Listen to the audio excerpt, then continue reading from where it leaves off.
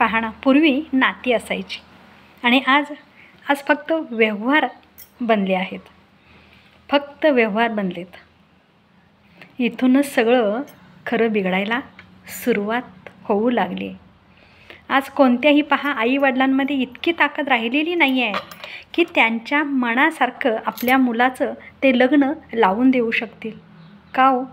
पूर्वी वंश, संस्कार, सामाजिक प्रतिष्ठा बघितली जायची आणि आज केवळ सौंदर्य, पगार, संपत्ती, गाडी, बंगलाच बघितला जातो आहे. आणि मग सायकल, स्कूटर चालवणारा राजकुमार चालत नाही आहे आणि सगळ्यांनाच मग गाडीवाला हवा असतो.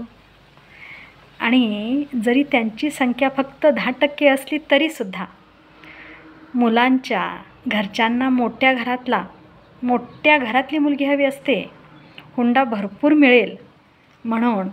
आणि मुलींच्या घरच्यांना श्रीमंत मुलीला काही काम नको म्हणून.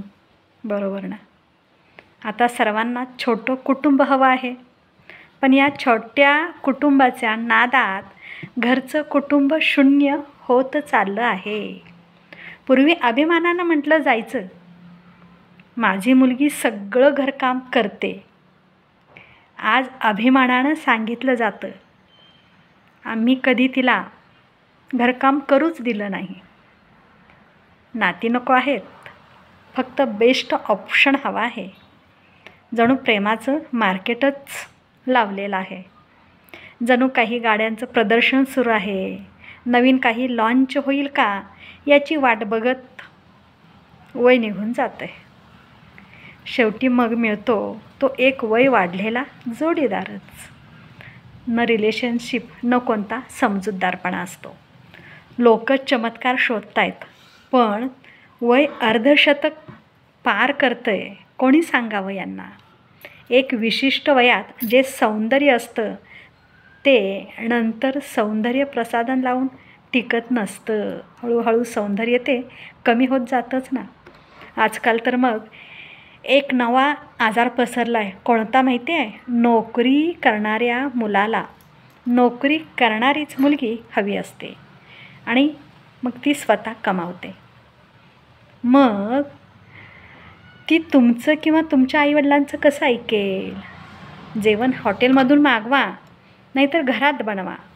पण भांडणाचं कारण एकच, अपेक्षा आणि असहिष्णुतापणा. आज नात्यात अधिकार नाही, सहन करण्याची वृत्ती तर अजिबातच नाही आहे. शेवटी काय हो? घटस्फोट, आत्महत्या. घर झुकण्यानं चालतं, अहंकारानं नाही. जेवणात खरं तर लागतं फक्त 2 वेळचं जेवणच ना, आणि एक छोटंसं घर.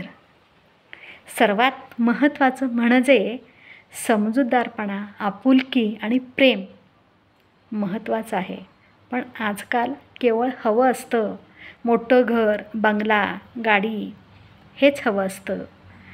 आणि मग अशा प्रकारे ती मालकीण बनून दासीसारखी मग चालवत राहते इतरांना.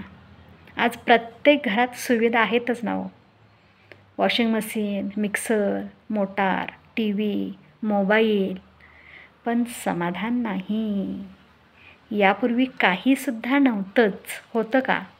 काही नव्हतं. कुटुंब, घर आणि घरकाम याच्यातच आनंद होता. पण आजच्या काळात दिवसभर मोबाईलवर तासनतास गप्पा, सिरियल पाहणं, ब्युटी पार्लर, आणि तरीही म्हणतात घरच्या कामातून वेळच मिळत नाही.